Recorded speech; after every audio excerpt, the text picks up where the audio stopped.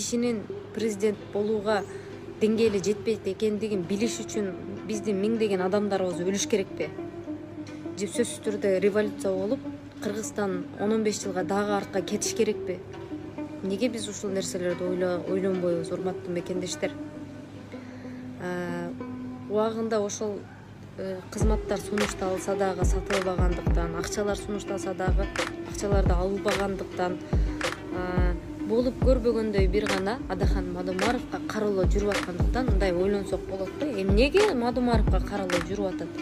Эмнеге аны жер сатты деп болуп көрбөгөндөй каралап атат? Эмне себептен бир гана Мадумаров каршы туруп өзүнүн позициясын бекем айтып, азыркы отурумдукчу бийликтин туура эмес иштерин көзүнө сайып айтып атат? Эмне себептен? Бул жерде бир чоң себеп бар да. Демек Мадумаровдон коркот.